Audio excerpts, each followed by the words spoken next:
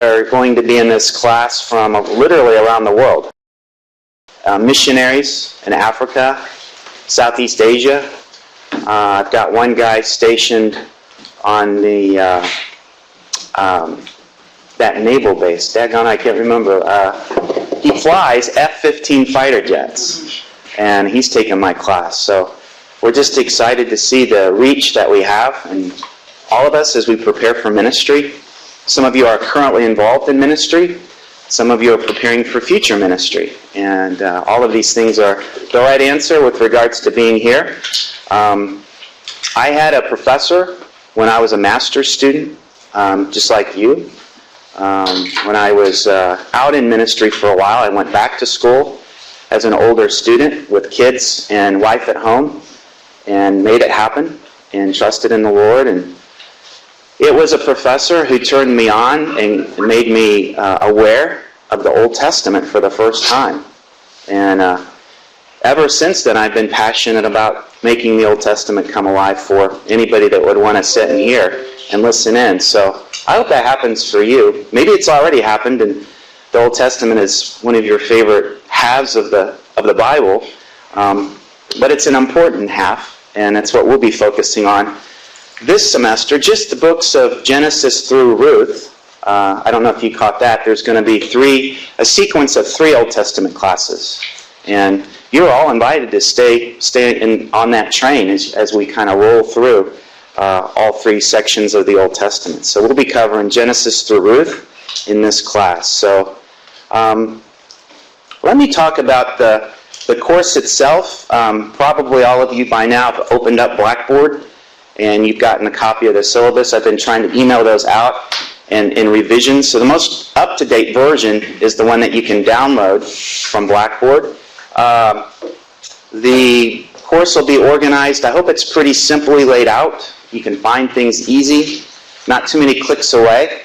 And you see that every week I've got a week 2, week 3, week 4 folder with all of the links to the reading quiz, which is open book, open note, but it's a timed quiz, but it's every week for your reading. And then our discussion forums. I hope you enjoy those as well. I call those, conversations that we have in the hallways, another opportunity to meet up with some colleagues and talk about some of the things that we reflect on in class. But the thing is, the neat thing about it is you in here will be also meeting up with some of our distant students, and you'll get to meet the F-15 fighter pilot. You'll meet up with some of those missionaries. They'll be joining you in conversation along the way as well. Come on in. So that's the exciting thing about this class. So basically you've got, the lecture content, which we're covering today, the discussion forum that will be an extension of the lecture discussion. So as you take notes, the advantage that we all have is that everything that we talk about when we get into the meat and potatoes will be recorded. So if there's something that you want to go back and re-watch and kind of get, I fell asleep in class that day, or something happened, my phone rang, I had to go in the hallway, you can go back and catch yourself up that way. And that'll be something. So you'll see in the syllabus, there's 2 columns that I've created. The third column keeps you up to date with regards to the chapters that we're covering in the textbook. The Hill and Walton, 3rd edition, I think it is, 3rd edition, Old Testament Survey. And the middle column is my best attempt to keep us on track with regards to what we're covering in class. So those subheadings, those first level subheadings, you'll see one. I think you'll see the bookends of the Old Testament. So that'll help you kind of keep track in your note-taking, that discussion on bookends, that discussion on the grace of the Old Testament.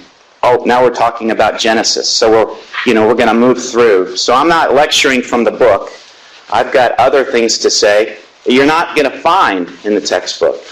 So it's just a higher level of information. And the thing that probably helped me respect and understand the Old Testament for the first time was when a professor laid out kind of the theological themes that start to sprout up in the earliest books and follow the way through, all the way through to the end.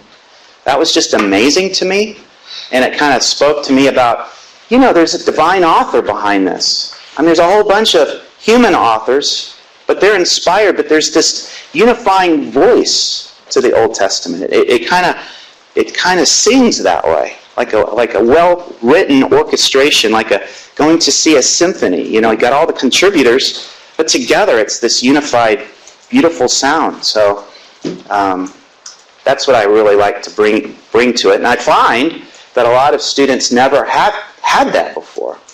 Sometimes the Old Testament is just thrown at us, like a fire hose, full force, and it's a lot of details, kind of loose ends, stories about this person, and a little bit of history, a king list here, a king list there, ancient Near Eastern Assyrian kings, and who cares about the kings? I want to know what the text is saying, What was it speaking to the audiences that were alive and well at a particular time in history, So that's where I like to that's the error that I make.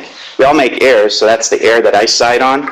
So I hope you appreciate that as we move through. So any questions about the logistics of the class? We'll probably have a midterm and a final, and those will be online tests. We won't take class time up for that. Next week's Labor Day.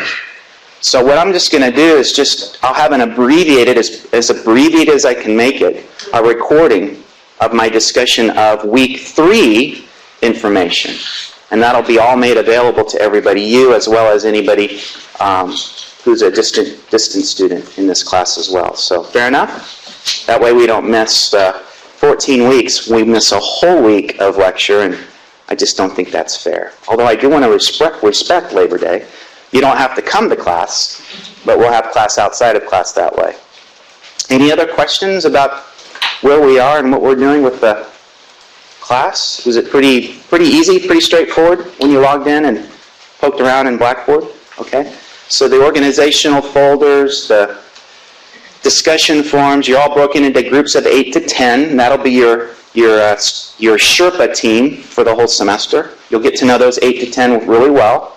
That won't change up unless somebody asks to be changed from a group because maybe they butted heads with somebody. I'm not going to set that up. Nobody's going to be arguing in discussion forums, all right? You're going to be sharing and benefiting from hearing each other talk about largely application, how, the rubber meets the road kind of stuff. How do I apply this to my ministry, my walk with the Lord, things like that. So, question.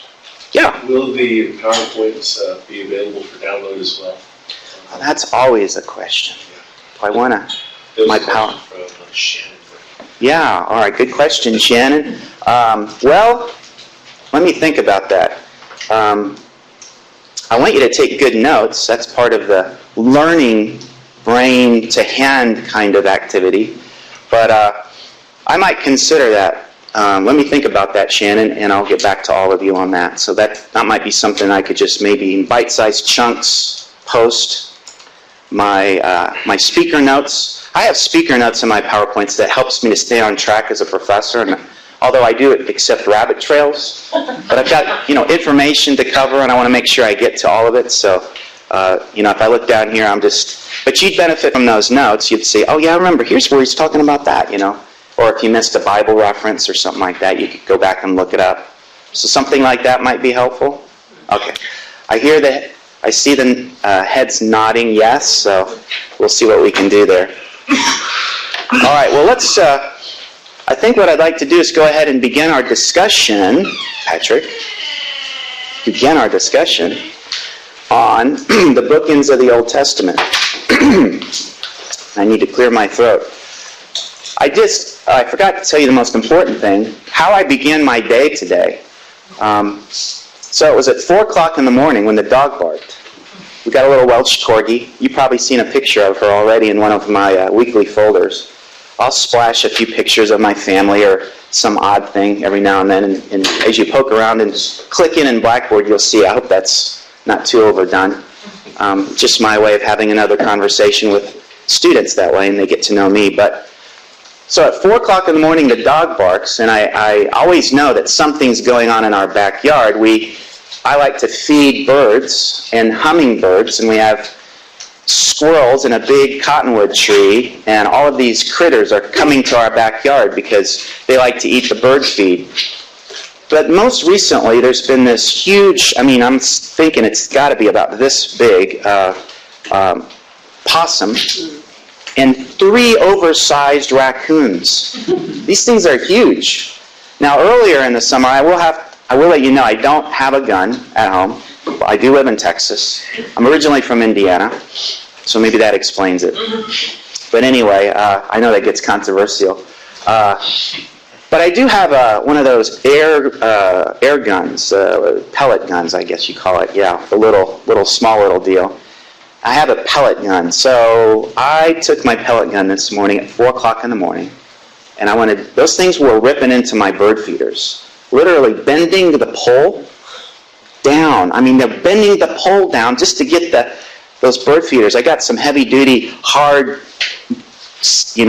full molded plastic bird feeders that are indestructible. But these guys will bend that pole down just to get at that food. So I took a shot at one of them, and I got him. He let out a little raccoon yelp and scurried off. I didn't kill him, but let him know that I was serious, So that's how I began my day today. 4 o'clock in the morning, shooting at raccoons. So let's talk about the bookends of the Old Testament.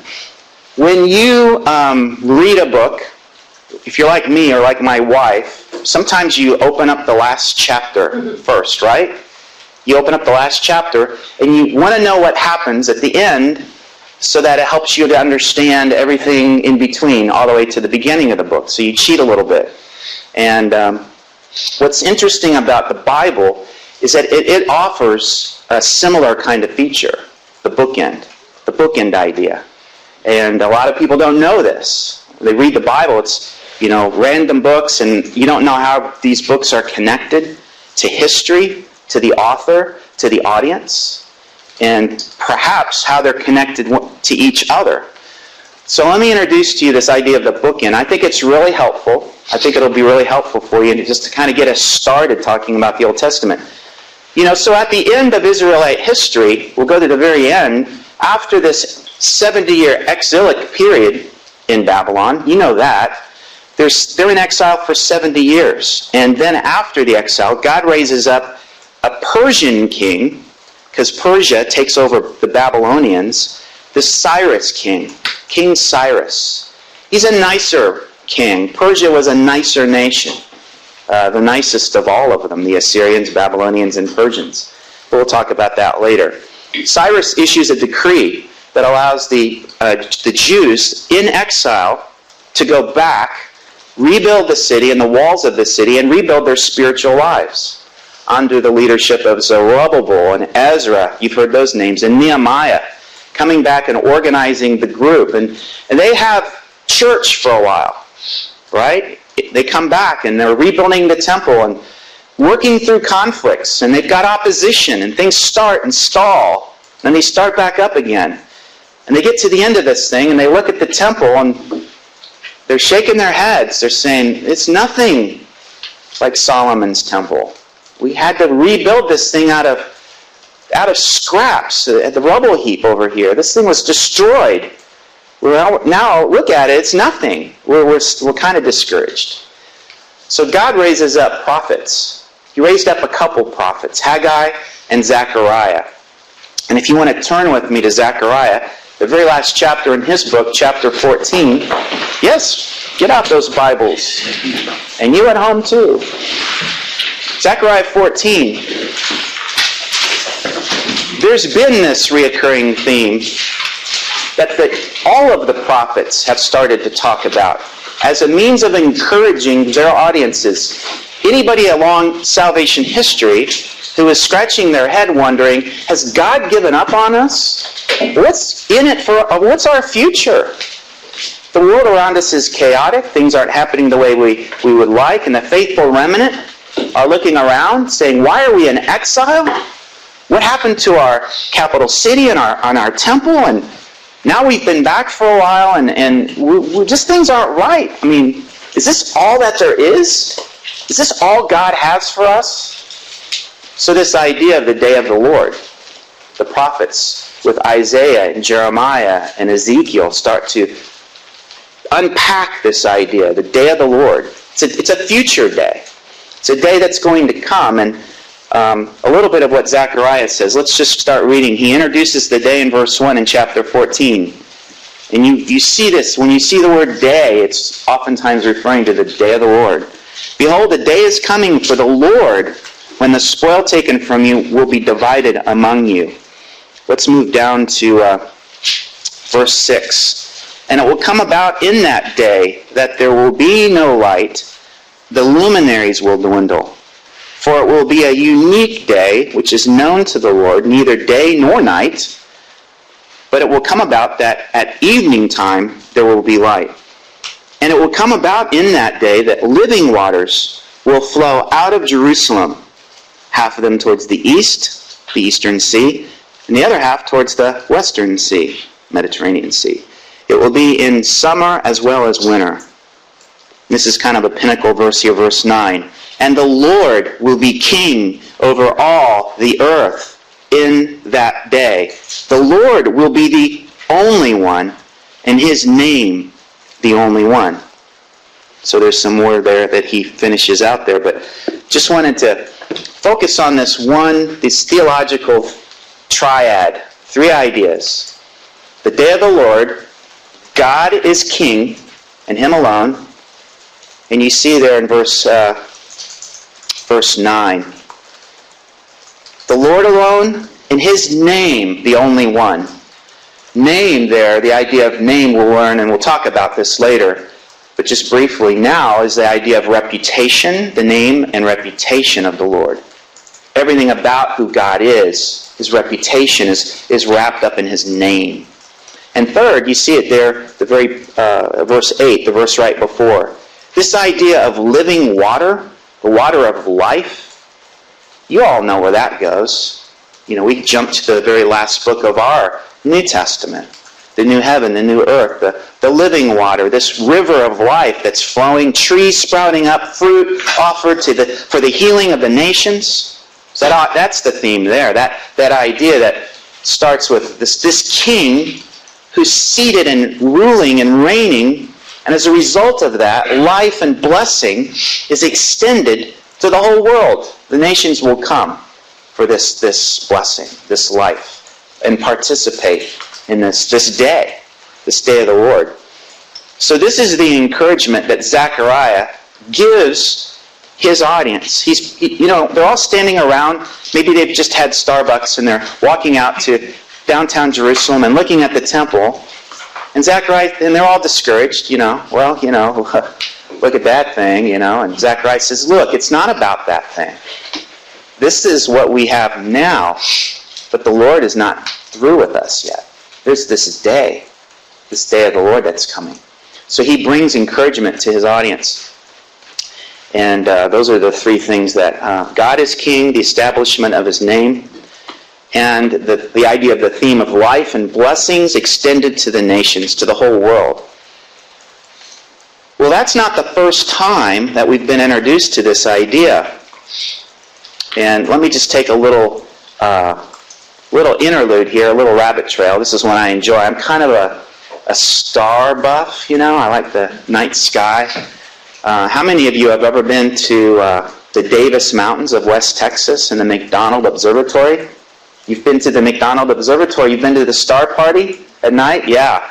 Such a wonderful experience. You go out there, and we went out there with Boy Scouts, and we go to Ball Moray State Park and go scuba diving, and then at night we drive up to the Davis Mountains, and they invite you out to the open areas where they set up their telescopes and show you what they're doing their research on. These are the astronomers that live there. And you look up at the night sky, and out there in West Texas, it's one of the darkest places in the United States. And you can see the Milky Way galaxy, and it's interesting that the Bible's very first author, Moses, introduces these same themes to his audience. And he grounds his message in the vastness of space and the God who creates. And let me just use my clicker here. So we start. Moses takes us back to the beginning. So in the beginning, and just a few pictures from space, I'm just amazed at how you look at these pictures and it kind of puts things into perspective. So you see that small dot, right? Oh, it doesn't work on the screen. Okay, never mind. The dot in the center of this image right here, that's Earth through the rings of Saturn. This picture was taken from the Cassini satellite nearly 1 billion miles from this place where it took, from Earth, when it took this image, looking back. So how significant is this planet? That's kind of an interesting question. After Voyager 1 finished its primary mission, it turned around and took a picture of the... did I miss something? Oops. Yeah, there we go. Oh, there we go. Yeah, it turned around and took a picture. Yeah, there we go. This is the famous pale blue dot that you've heard that quote. 4 billion miles away, and Earth is just one small, at this point, small dot on a beam of sunlight. And that's us in the universe. And here we have the Spitzer Space Telescope in the picture of the Milky Way galaxy. Hundreds and thousands of stars in the Milky Way galaxy. And we estimate the number of stars in the galaxy as 100 billion, 1 with 11 zeros, in our galaxy, Milky Way galaxy alone. All right? This is a side view of the Milky Way galaxy. This is our approximate location in terms of the galactic center of the Milky Way galaxy. And as you know, it's thicker in the middle. And it's interesting, here we are, and here's our star kind of in and around here. But when we look up at the night sky and we see that band we call the Milky Way, you're looking into the side, looking towards this middle. You're looking this direction when we're viewing the Milky Way galaxy. And that's what we see. If we saw it from the top, it would look like the spiral idea, kind of a pinwheel. And this is the galactic center of our Milky Way galaxy, and there's our sun, right on what's called the edge of the Orion spur. So again, we're looking this direction when we actually are seeing the Milky Way, that thicker part of space, and you can really see it out in the McDonald Observatory out there in West Texas. But the only way that we can actually observe deep space when we're looking out at noticing and studying other galaxies, is the unique location of where we are in the Milky Way galaxy. Because being right on the edge of the spur, we're able to look kind of, if you can picture, outside or looking out of the screen, and we're right on the edge, so there's nothing to obscure our view. That's the only reason we can see deep space and know that we're not the only galaxy in the universe. Otherwise, we'd be seeing kind of a white haze the whole time, or if we were anywhere else located. It's just kind of an interesting thing. And we talk about this, the apparent perfect location, the just right location in our Milky Way galaxy for life to not be hostile, or that, the living conditions to be hostile. We're uniquely located in what's called the habitable zone. So Mars, Venus, one planet to the right, one planet to the left. We're trying really, really hard to find life, but it's just not there. We're here. We're uniquely located. There seems to be some intentionality. Some scientists have observed this with regards to why life is here. All right? And if you look at just Earth itself and where we are on Earth, and what's going on underneath our feet, it makes me kind of nervous. If we think of us as being kind of on an island, 25 miles, there's a 25-mile thick crust. That's what we're riding on. And everything underneath that is really, really hot. Molten, superheated molten rock that under pressure is kind of like tar, and it's fluid. And then another 300 miles down, there's a little bit solider rock, but superheated. And then at the middle, the inner core is a much more fluid section. And if we look, how far out or above Earth, there's this limit to life. Life is located in a very narrow band because about 18,000 feet above, we just can't live because we can't breathe. The atmosphere doesn't work well with our bodies. So this narrow band here and here, again, just speaks of intentionality and why we're here. I've got something here that we can look at. This guy takes a stab at trying to talk about how big the universe is. We'll just try this as an experiment and see how it works. Oh. You'll never get your head around how big the universe is. Don't go there, it's just vast, it's enormous. There's no way a human mind, I think, can actually comprehend the true immensity of the universe. We're happy with the size of an elephant, or the size of a tree, or maybe even the size of the cathedral.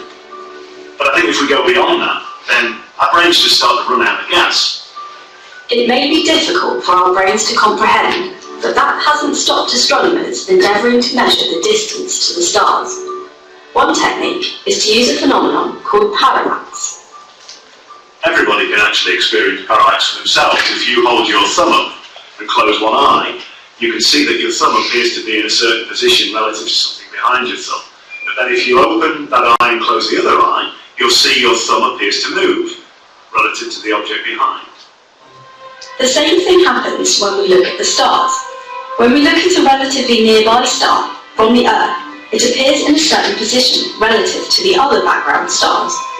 6 months later, when the Earth is on the opposite side of the Sun, the same star will appear in a different position relative to the background. Like opening and closing one eye then the other, the star appears to move, and by measuring this apparent movement, we can calculate the true position of the star. An alternative method of measurement is to use certain stars in the sky known as standard candles. We know exactly how brightly they shine. If we can therefore measure how bright they appear to us on Earth, we can calculate how far away they are. The dimmer they appear, the further they are from the Earth. So the nearest star to the Sun is Proxima Centauri, and that, it turns out, is 40 trillion kilometres away. That's 40 million kilometres away from the Earth. Such numbers start to become incomprehensible, and that's why astronomers have adopted an alternative unit of measurement for such vast distances, the light year. A light year is the distance that light will travel in 1 year. If you imagine light around the Earth in 1 second, so in that time, light will travel around the Earth over 7 times. So that's fast. The speed of light is 300,000 kilometres a second. So 1 light year is about 9 million kilometres. The speed of light also leads to a curious consequence when we stare at the stars. So the light from the Sun takes 8 minutes to get to the Earth. That essentially means we're looking into the past. We're looking back at the Sun as it was 8 minutes ago. So if the Sun was to disappear right now, we wouldn't know for 8 minutes. So a telescope, if you like, is a time machine. We're looking back in time, and the further the object is away from us, the further back in time we're seeing it. Our Sun, like nearly all the stars we can see with the naked eye, sits inside the galaxy we call the Milky Way. But our galaxy is not alone in the universe. Not everything you can see in the night sky is actually in our galaxy. It turns out that some of those faint dots are in fact other galaxies. The furthest object you can see actually with the unaided eye is another galaxy called Andromeda. The light from that galaxy has taken something like 2.25 million years to get to the Earth. So if you imagine if we reverse the scenario and you're looking at the Earth from Andromeda with a very powerful telescope, you'd see no signs of cities, no civilization, no Great Wall of China. You might be lucky enough to see 1 or 2 sort of early humans hunting around on the African plains for their dinner, maybe. Astronomers have always wanted to see further, using bigger and better telescopes to try and find out just how many other galaxies are out there. Until finally, we pointed the Hubble telescope at what at first appeared to be a very dark and ordinary patch of the night sky. If you imagine holding up your finger with a grain of sand on it and looking at the patch of sky that grain of sand blocks out, that's the field that the telescope zoomed in onto. And what the telescope saw was incredible. Every single speck of light in this photo is a galaxy. 10,000 galaxies in a patch of sky the size of a grain of sand held at arm's length. If this tiny patch of sky is like every other, then we can calculate how many galaxies are out there.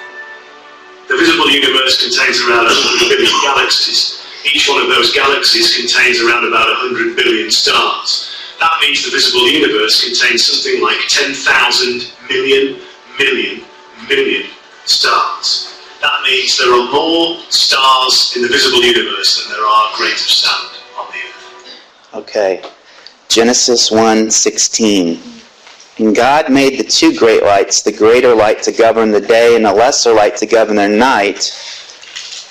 And in Hebrew it's kind of like this. And oh, by the way, God made the stars also. You know? Isn't that great? I know I don't want to make Moses out to be a cosmologist, you know. But he kind of probably knew a little bit about what was going on, being an inspired author. And it's interesting, the stars, how oftentimes the universe or the stars, the night sky, becomes a grounding point for anything that God wants to say with regards to something that's permanent, something that's not changing, right? So just an example, if we turn, and you're probably familiar with Psalm 19, the psalmist in terms of, writing, these are songs that were part of I call it the worshiping church. They were singing songs of worship and declaring truth about God. The psalmist writes, this is one of the psalms that David wrote, Psalm 19 verse 1, the heavens are telling of the glory of God, and their expanse is declaring the work of his hands. There's a lot of things going on up there. A lot of speech coming forth. A lot of declaring going on. But it's interesting, verse 2, day to day pours forth speech, and night to night reveals knowledge. Verse 3, however, there is no speech, nor are there words. Their voice is not heard. Their line has gone out through all of the earth, and their utterances to the end of the world. In them he has placed a tent for the sun, which is as a bridegroom coming out of his chamber. It rejoices as a strong man to run his course. Its rising is from one end of the heavens, and its circuit to the other end of them, and there's nothing hidden from its heat. Let me tell you about something else that's permanent. Oh, by the way, verse 7, the law of the Lord. You see what he does there? He starts with something that's unchanging, and then he moves into God's Word. God's the one who... So you have there a really interesting psalm. It kind of brings together what we call natural revelation, that which is revealed from what we see out the window. That's truth about God, or what God has revealed about himself through what he's created, and special revelation, what he's communicated through the biblical authors, the inspired authors that will be reading their books and studying what they've written and had to say. But it's not the first time that God has used stars to speak or to ground or to encourage. We could look at an example in Genesis 15, and we won't turn there, but it's kind of the faith crisis moment for, interestingly, the father of faith, Abraham, right? Abraham, when he's questioning God's agenda and God's plan, and his wife is not yet with child, and there's this Abrahamic covenant, the promises that God had made. Hey, a great nation will emerge from you. Abraham's doubting. Well, hey, what's going on here, God? Don't even have my son yet. Hint, hint. And God says, well, here's what I want you to do, Abraham. Don't give your firstborn privilege to this guy over here. You have to wait for my plan A. And by the way, I want you to go out and count the stars. Go out and encourage yourself. You think I can't do this? So I find great encouragement personally, if you want to put feet to that, is when you're doubting, when you're in a situation where, I don't know if I can do this, go out and start counting stars. And if we count stars, we've got 1 times 10 to the 21st stars in the known universe to count. A little more than Abraham could have counted with just his vision and sight, maybe closer to 6,000 or 7,000, I think the estimate is, with the naked eye, what we can see and count with our naked eye. But With even modern technology, we're still counting stars, and we still haven't gotten to the end of it. I think there's kind of an interesting irony there. God has a sense of humor. So he's still challenging us with counting stars. So, but what we're going to see, and we go back to the beginning, Moses is taking us there, and he's wanting to ground in there, the very first few chapters of God's Word, some significant theological themes. So if we want to go back and turn there, let's just turn there briefly. We'll cover this more later in a little more detail. But you've read Genesis before and you understand God is active and He's creating. He's bringing things into existence by the sheer command of His voice, issuing commands. He's defining things. He's assigning function. He's giving things that He's created job descriptions. Fill, multiply, rule, and subdue. And all of these things are happening in the first chapter of Genesis. We get to the pinnacle of creation, the most significant thing that He's created, which, by the way, gives the significance to that pale blue dot that we saw in the picture, planet Earth. Because on this place, in this location in the universe, is the image of God bearing critters, living things. Human beings are uniquely assigned with the task of bearing the image of God. So this is getting into the idea of the name. God's assigned us to carry His name, to bear His image, to represent Him and everything that's true about Him. He's given us a job to do. So we are bearing His name. We are to bear and carry around with us His name, His reputation. Moses is inviting Israel to see their job as a nation is to bear that name on a national level as well as an individual level. They're to carry His name on their flag and wave it high over the cities where they exist in the Promised Land. So this is part of the early theological lesson that leaps out of the page with regards to what Moses is introducing. We also know a little bit later on that he's going to give humanity, give Adam the job of cultivating and expanding the boundaries of the garden, so that life that comes from the tree of life is going to be expanded and extended to the world as Adam and Eve and humanity extends that and follows through with the commands to fill, multiply, rule, and subdue. All right, now there's one more thing that I want to show you here in the text. Let's turn to Genesis chapter 2.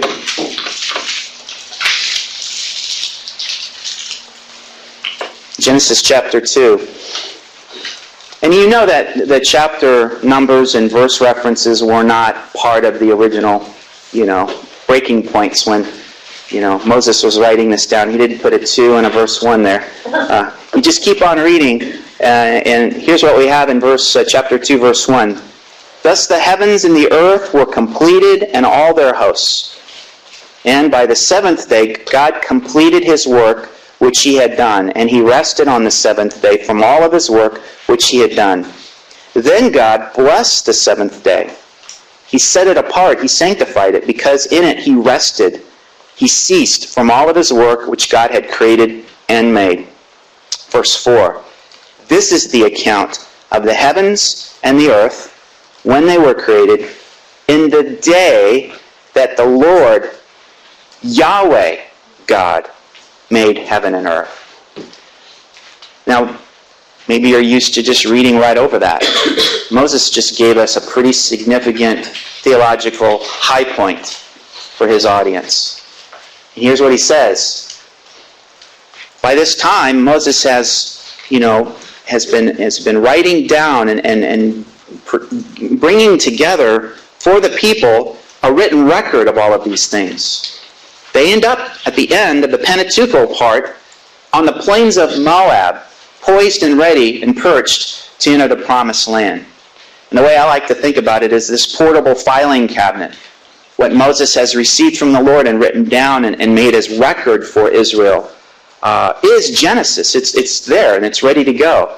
So what he's able to do from his vantage point on the plains of Moab,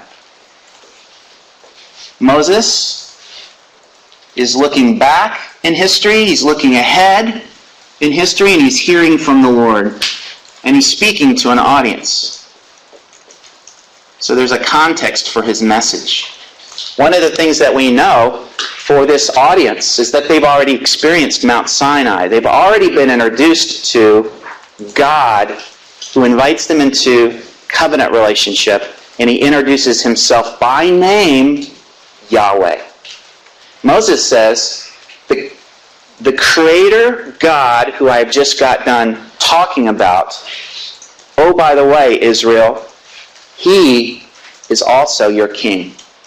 He's Yahweh. He's the one who you met at Mount Sinai. He's the one who created the heavens and the earth. And that's what he brings emphasis to here in Genesis chapter 2, verse 4. So now what I want to show you, and just kind of put a capstone on this bookend idea.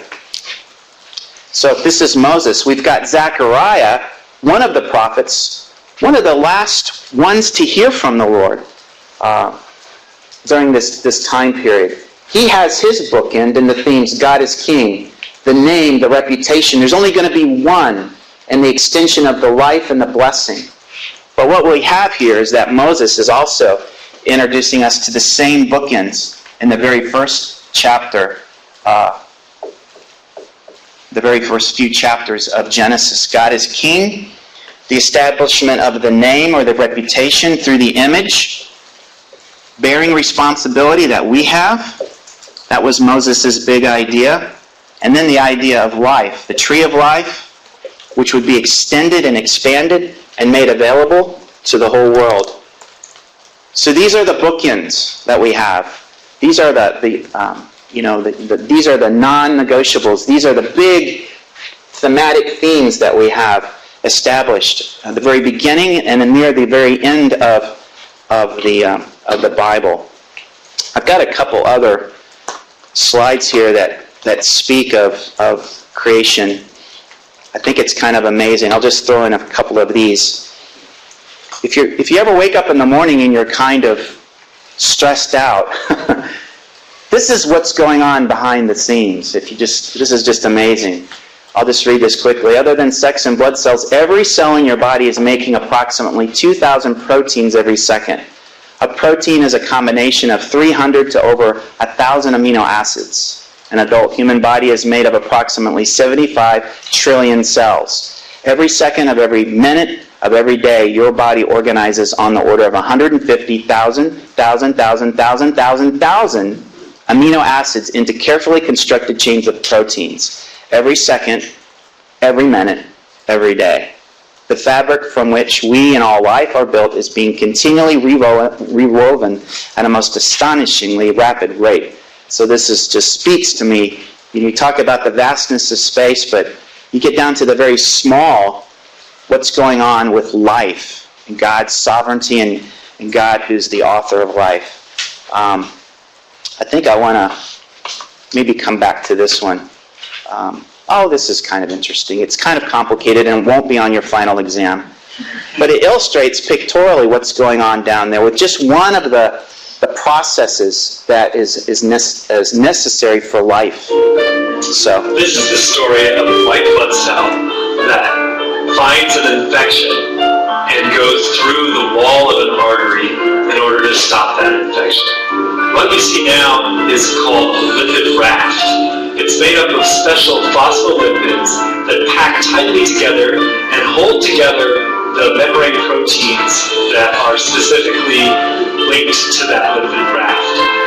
These lipid rafts move around in the phospholipid bilayer and coordinate activity. Now we are zooming down on one of the microvilli inside of one of those microvilli protrusions. What we see now is the polymerization of actin from the actin monomers, and actin forms the cytoskeletal network. This is gelsolin. It cuts off the part of the actin filament. Now we see microtubulin assembling from tubulin monomers. catastrophe when the microtubules move back. This is kinesin walking along the microtubule and pulling behind it a vesicle. Along this picture you can see a lot of microtubules, all with vesicles being pulled by various motor proteins. And in the center is the centrosome with its centrioles. This is the cell surface of the nucleus surface with nuclear pores, and mRNA is coming out of the nuclear pores, and now it's assembling with a spliceosome that allows the mRNA to be processed before the ribosome, which is shown there, begins to read the mRNA and produce a protein. This is another ribosome assembling onto the surface of the endoplasmic reticulum or the Golgi body, and in this case, it's producing a protein that will be secreted. It's contained inside of a vesicle, inside of that membrane coat, and pulled to the outside of the cell by such a motor such as kinesin, which is shown here. These are vesicles that are being dragged from the Golgi body, which is shown right here, to the outside of the cell, and we're going to watch them being secreted into the space between the membrane and the extracellular matrix, which is above. These proteins are secreted, but they don't leave the membrane because they're bound to the membrane. And these are the proteins, the ICAM, that can reach up and bind tightly to the receptor molecules on a cell that is signaling a problem somewhere behind the cell. Once ICAM binds, it allows the white blood cell to go through a conformational change where the actin matrix dissolves, and it allows it to slither into the region where it needs to eat up the bacteria or the infection. So that will be on your final exam. No, just be blown away by that. You know, that's not anything that any of us wake up in the morning and say, okay, today I'm going to be in charge of my cell's ability to heal itself, you know. It's like all of those things are going on behind the scenes every second of every day, and we don't even think about it. But it's it just speaks of, you know, to me, this is part of the argument against the processes of Darwinian evolution, you know, chance and mutation and survival of the fittest. Really? You need these processes all working and occurring for life to even exist in the first place. And the arguments that, you know, they're running out of ways to explain the origins of life from a scientific perspective. You know, how does life even begin in the first place when all of these processes for a cell to heal itself are necessary for cells to live and then multiply and, you know, all of those things. So this is where the arguments are, intelligent design and some of those things we'll talk about a little bit later. But, you know, that's just one. You have all of these life processes that are going on at any given time in living, replicating cells: digestion, circulation, movement, excretion, respiration, reproduction, immunity, coordination, and synthesis. We saw just a little bit of the immunity part to resist disease, to heal itself and repair its walls and all of those things. So it's just an amazing thing what science is discovering these days. So, you know, Darwinian evolution, those who hold to Darwinian evolution rigidly are having a difficult time understanding how life began. The more complex we understand life is. Darwin himself didn't see this when he looked through his microscope. He saw a blob. That's all he saw when at that time, the level of technology, they saw a blob. That's the cell. They had no idea what was going on underneath. So that's kind of the new thing. So, you know, now we have the search for extraterrestrial life, the whole SETI program. You know, and the airways are hogged by, you know, the SETI specials on, you know, the National Geographic Channel and all of those things you can watch. Searching for life on Mars, trying to find it, and we don't see that it's there. So again, life is here intentionally. In the beginning, God, and we're here to do what? To bear His name, His image. We're the pinnacle of His creation, uniquely placed in the universe to bear His name and His reputation. And there's something about that brings glory to God as King. That's our job description, and this is what we do. And as a result, life is extended to us, and as a conduit through us to the entire world. That was Israel's first job description as she understood herself as a nation. This is what they were going to do when they go to the Promised Land. They needed a place to plant the flag of name-bearing on a national scale. We'll talk more about that when we get to the book of Deuteronomy. But I wanted to show you these bookends and as a way of continuity. And we can go from here and just talk about how the Bible fits into these two bookends. So I'm going to draw some pictures and doodle a little bit here before we take our first break. How's that? Just a few more things. So where did we go from the Pentateuch? Moses writing down the first 5 books of the Old Testament, Genesis through Deuteronomy. Those books are preparatory for getting Israel ready for life in the Promised Land. So those books are going to be instructional material. We'll talk about that as we get. You'll hear that, oh, I thought it was law. Well, that means instruction in Hebrew. Moses is teaching and instructing and defining what Israel's to do as a nation to express how she as a nation was declared and defined by God. At Mount Sinai, God says, Israel, you are my special treasure. You are a holy priesthood and a holy nation. This is who you are to be in the Promised Land as a nation, and I've got your back, God says. So we leave the Pentateuch, which introduces us to this. This is the first book, you might say, or the book end. And we have our little end here. So we leave the Pentateuch, and the first biblical author hands the baton to the next author, Joshua. And there's this conquest. The necessity is to take the land. The land was previously occupied. Well, they were practicing pagans. They were rebelling against God, and as part of the judgment, we'll talk more about this, was against clearing out that land and making space for the planting of the name and the image of God, which those pagans were destroying and disrepudiating. So, there they are. Israel goes into the land and the conquest and dividing of the nation. We move into the book of Judges. And you have this 400-year period of life in the land. We don't have a defined king yet.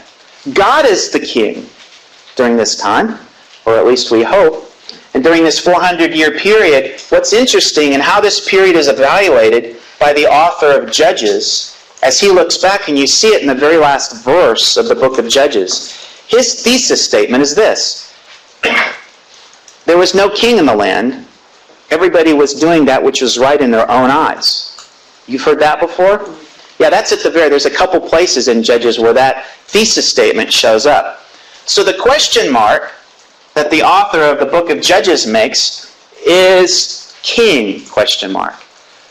Well, we have an interesting follow-up book, and that's the book of Ruth. Judges and Ruth, and this is going to be the last book that we cover this semester, but the combination of those books are read together, and Ruth gives us hope, because it's going to identify that there's going to be a king who's going to eventually get us to King David. And this king, according to Ruth, links us back to Judah and a particular son that he has named Perez through Tamar. So Ruth is going to identify us genealogically to David, King David. And we'll have some other history books that come in. In the beginning of the United Kingdom, for a 120-year period, the 120 years, we have the books of Samuel. I'm just going to abbreviate a lot here. 120 years, kings, starting with Saul, King David, and then King Solomon. 120 years, and interestingly, one of the high points of this period that we'll cover next semester is in 2 Samuel 7, and that's the famous conversation that the prophet Nathan has with King David, the Davidic covenant, which is a significant high point, almost like a fulcrum of the entire Old Testament. David's going to realize that he is king, and yet through his line, in some distant future, there's going to be another king who will emerge and have a special role over his people, over the nation Israel. So there's going to be this kind of this future perspective that starts with the Davidic covenant. It's going to look to the distant future. In 2 Samuel 7, you can read about that. But what happens after this period of kings? We get into this period of a divided kingdom. 400-year period. And I'm just going to draw it like that, divided kingdom. And we have the history books of the kings, 1st and 2nd Kings, that basically, actually mostly 2nd Kings. 1st Kings kind of wraps up with Solomon here. 2nd Kings is going to give the history of this 400-year period. And it's one bad king after another. In Israel in the north, this is Israel, the top line, of the 19 kings that are in Israel, the nation of Israel, the northern kingdom, 0 receive a positive evaluation from the author, the historian. How about Judah in the south? Of the 20 kings that are listed, only 8 receive a positive evaluation. You've heard of these kings, the reforming kings, Josiah, Hezekiah, just to name a few. So you've got this 400-year period where there's this growing period of chaos. One of the things that happens during this time, well, let me just step back a little bit here. During this relative time of stability during the United Kingdom, we have the production of, I'll just write it up here, the wisdom books. You know these books, Psalms, Proverbs, Ecclesiastes, Song of Solomon, and Job. A lot of those books are right in here during this United Kingdom. But one of the things that God begins to do is try to get the attention of his people. When he can't work through kings, good kings like King David, even though, warts and all, King David had flaws too. But when earthly kings take over the role of God as king, right? God's going to start to speak to the faithful remnant. And he does through prophets. So we have the megaphone, God's voice, start to ramp up here with regards to the prophets that God raises up. And he's going to raise up several prophets to try to get the attention of Israel in the north. Prophets like Hosea, Amos, Isaiah, first part of Isaiah, and Jonah are all what we call the pre-exile prophets. Those prophets are trying to get the attention of Israel and warning them of the coming judgment of the Assyrians. But Israel is going to fall at the hand of the Assyrians, and their history is going to end, and as a nation they'll cease to exist. Judah will be continue on as a nation. Threats are looming all around, and God's going to raise up additional prophets to try to get the attention of Judah and the south. Micah, Zephaniah, Jeremiah, Lamentations, Habakkuk, Nahum, Ezekiel, Daniel, and Obadiah. So these are the exilic prophets, we call them. But leading up to the fall of Jerusalem, and Jerusalem falls, and they enter into a period of 70 years of exile.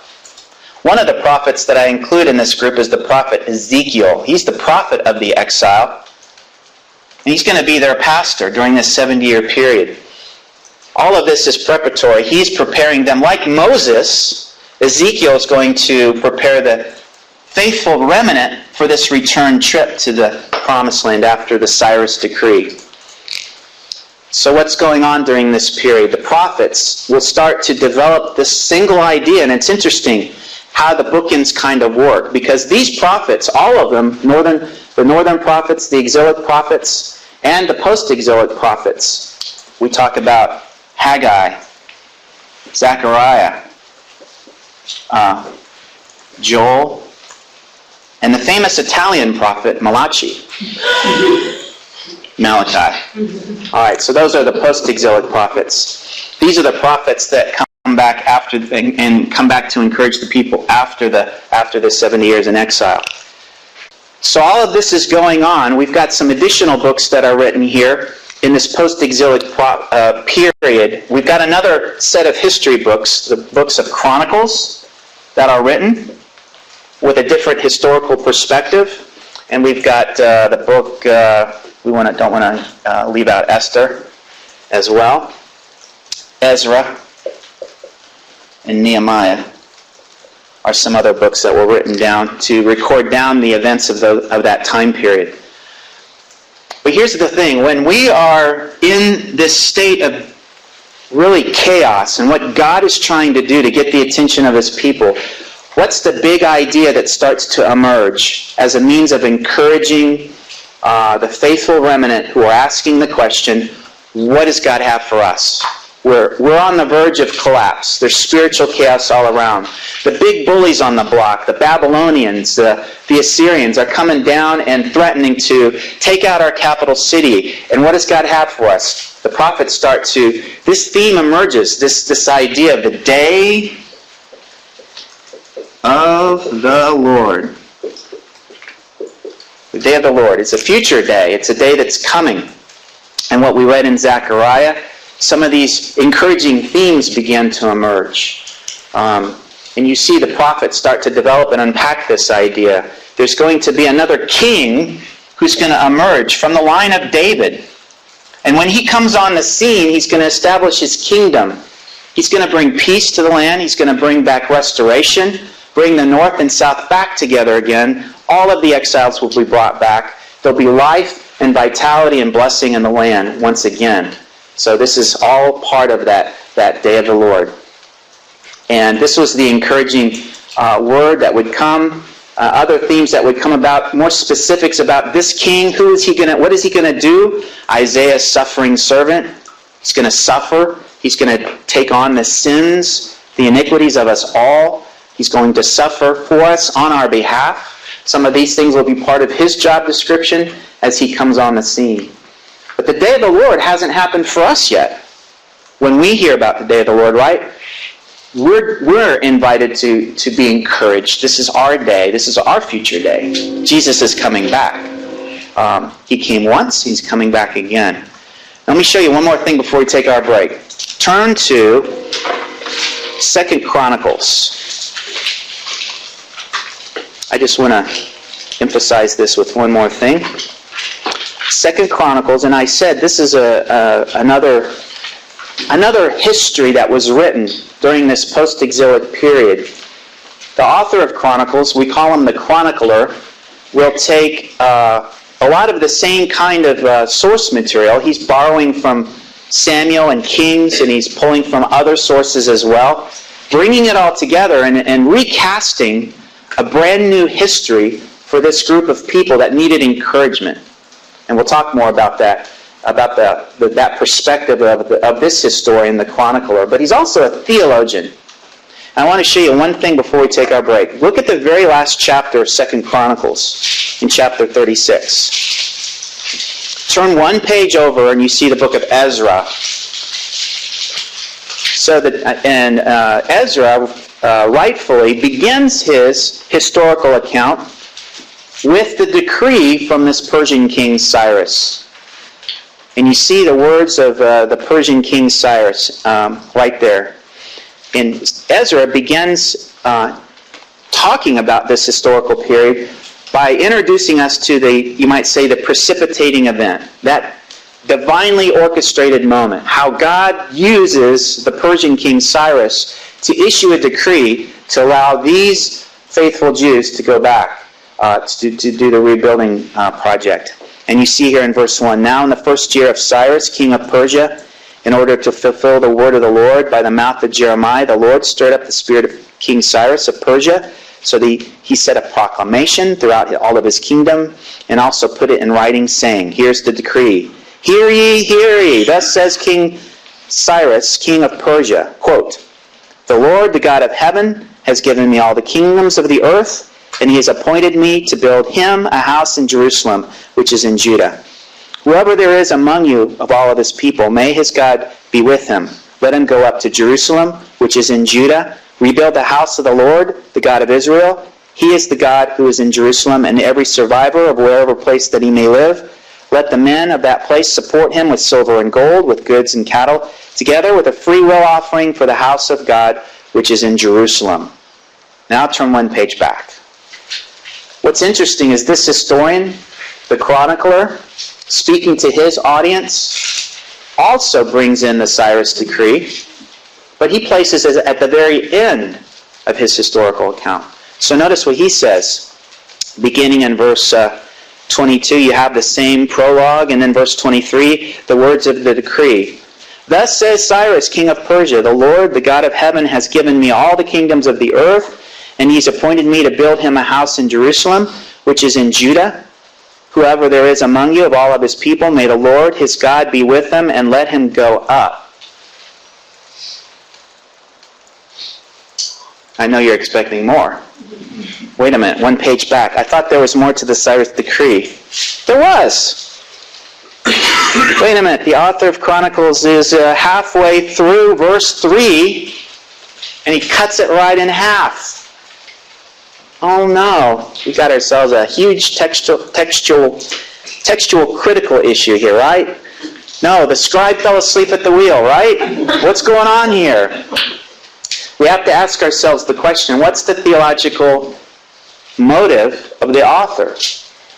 He's speaking to an audience here, and he cuts the Cyrus decree in half intentionally to make his theological point.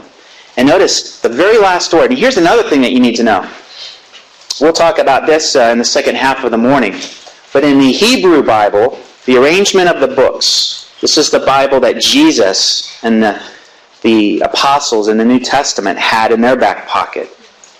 Their Revelation, their very last book, in the order and the arrangement of their books in the Hebrew canon, was Chronicles.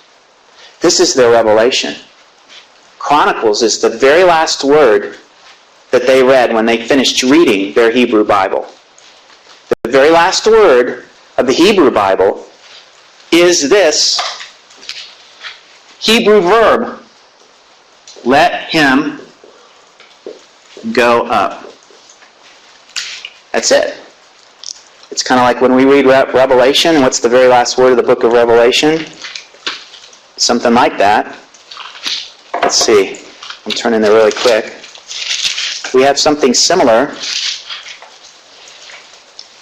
He who testifies to these things says, yes, I'm coming quickly. Amen. Come, Lord Jesus. The grace of the Lord Jesus be with all. Amen.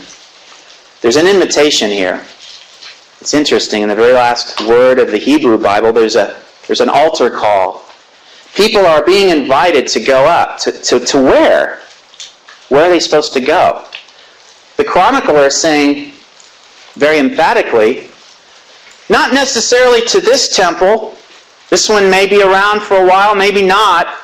Doesn't look like anything. I know you're all discouraged about. Doesn't look like Solomon's temple, but you know, God's future for us is not about this place, not about this temple, this particular time, but the future. We have a future.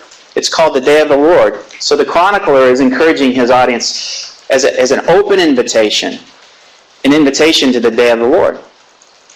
Faithful remnant, wherever they are, whenever they read that invitation, are invited to the day of the Lord.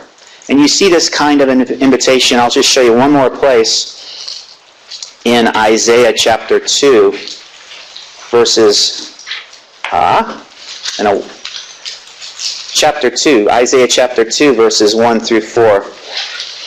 The word which Isaiah the son of Amos saw concerning Judah and Jerusalem. Here's what the prophet says. Now it will come about in the last days, the mountain of the house of the Lord will be established as the chief of the mountains, and it will be raised above the hills, and all the nations will stream to it.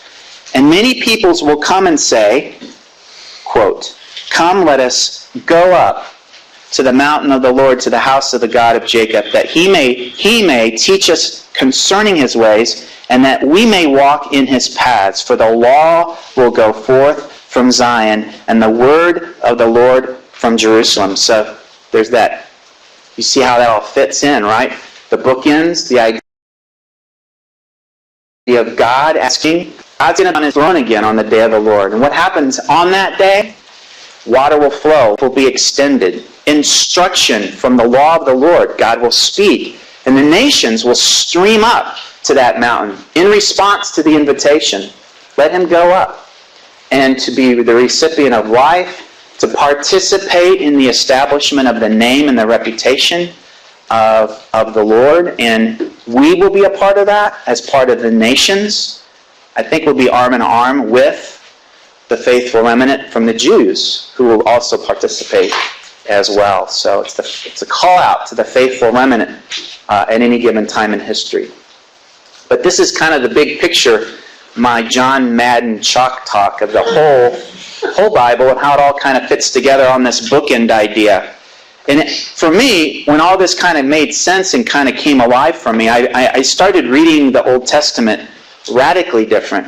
And actually it was fun because any book that I would pick up and read, I'd be able to kind of fit in some way as it contributes to this overall theme, kind of the beginning and the end idea. Everything is speaking to this basic trajectory.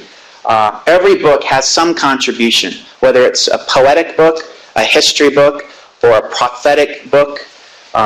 Everything's contributing to this history, this expectation. So let's do this.